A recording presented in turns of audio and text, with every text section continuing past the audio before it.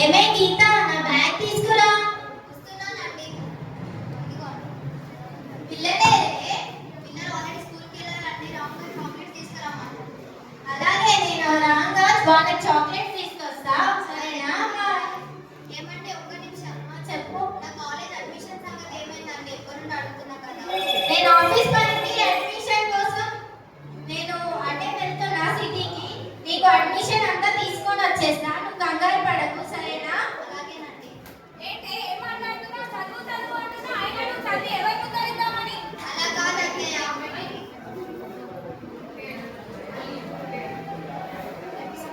ఏంటి చదువు చదువు అంటున్నా, అయినా నువ్వు చదివి ఎవరి ముందు అడుగుతామని? అలా కాదన్నయ్య. అతనితో పాటు నేను ఉద్యోగం చేస్తే పిల్లల భవిష్యత్తు బాగుంటుందేమో అని. అయినా చదువు చదువు అన్నదానికి పెళ్ళెందుకు చేసుకున్నట్టు? అయినా మన ఇంటి ఆడపిల్ల జాబ్ కోసం రోడ్ ఎక్కిందంటే మన ఇంటి పరువు రోడ్ ఎక్కినట్టే. అన్నయ్య ఏం మాట్లాడుతున్నావు? రోడ్ మూసుకొని ఇంట్లోకి వెళ్ళు. అరే అరే ఏమైంది అమ్మా? ఏమైంది గీత? ఏం లేదు లేరా, దాని గోల ఎప్పుడు ఉండేదే. నువ్వు వెళ్ళు. ఊరుకో అమ్మా, అది చదువుకుంటా అంటుందిగా, చదువుకో నువ్వు. గీత నువ్వేం కంగారు పడకు, నేను నీకు అడ్మిషన్ తీసుకొస్తా, సరేనా? చూస్తానే చూస్తా, నువ్వు ఎలా చదువుతావో చూస్తా. నీ సంగతి ఛీ.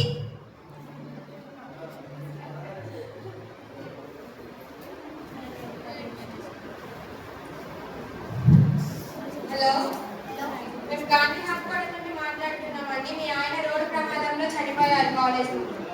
ఏంటంటే ఏం మాట్లాడుతున్నారు? అడ్మిషన్ కోసం వచ్చి రోడ్డు ప్రమాదంలో కాలేజ్ నుండి మీ ఆయన చనిపోయారు, వచ్చి తీసుకెళ్ళారు.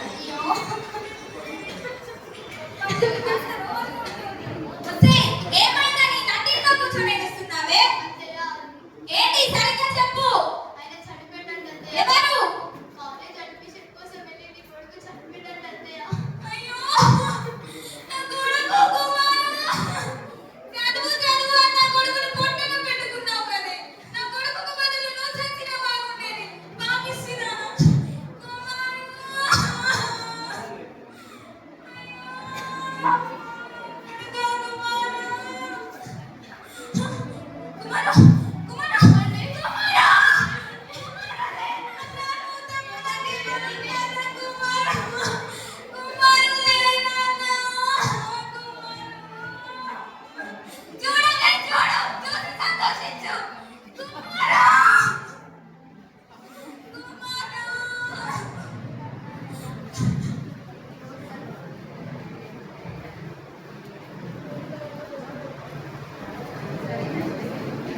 చేసిందంతా చేసి ఏ మొగం పెట్టుకొని నా కొడుకు దీపం పెడుతున్నావే?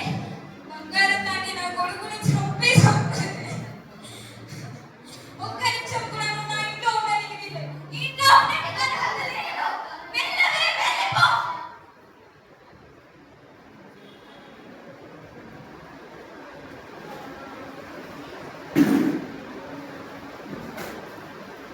ఎలా ఉన్నావు నాన్న? నాకే బాగున్నా అమ్మా. మొగుడు చచ్చిపోయినది దురదృష్టం. మొగుడు చచ్చిపోయిన నీ దురదృష్టం నా చిన్న బిడ్డ పెళ్లి కానిస్తుందో లేదో అని తపన పడుతున్నాను, అంతే. తెలివిగా మాట్లాడుతున్నావు నాన్న. సూటిగా మాట్లాడుతున్నాను అనుకుంటున్నావు కానీ అవి ఎదుటివారి మనసుని బద్దలు కొడుతున్నాయి నాన్న. అయినా బాధపడాల్సింది నువ్వు కాదు నాన్న, నేను. అయినా నీ కర్మ అలా ఏడిస్తే దానికి నేనేం చేయాలమ్మా?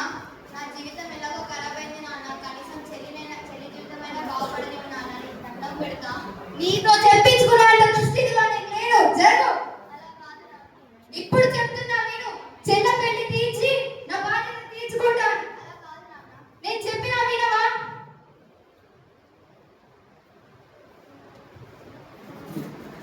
నా చెల్లి పెళ్లి ఎలాగైనా ఆపాలి. మొగుడు చచ్చిపోయిన నీ దురదృష్టం నా చిన్న బిడ్డ పెళ్లి కానిస్తుందో లేదో. చీ, దరిద్రమా ఉంది. చదువు చదువు అని నా కొడుకుని మింగిన తిమింగలాడివే నువ్వు. అయినా ఇలాంటి దరిద్రం వాళ్ళ మొహం చూస్తే మన రోజంతా చెడిపోతుంది. ఇలాంటి వాళ్ళు ఎక్కడుంటారు? ఛీ. చీ. ఎవరేమైనా అనుకోని నా చెల్లి జీవితం ఎలాగైనా బాగుపడేలా పెళ్లి ఆపాలి.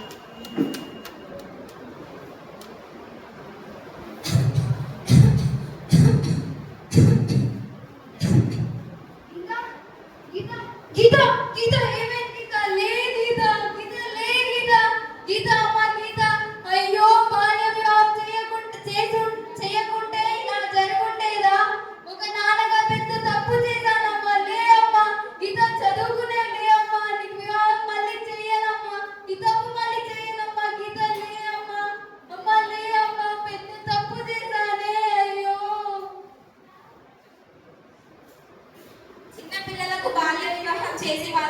భవిష్యత్తు పాడు చేయకండి. బాల్య వివాహాన్ని అరికట్టడమే మన అందరి కర్తవ్యం. బాల్య వివాహం చేసి పిల్లల జీవితం నాశనం చేయకండి.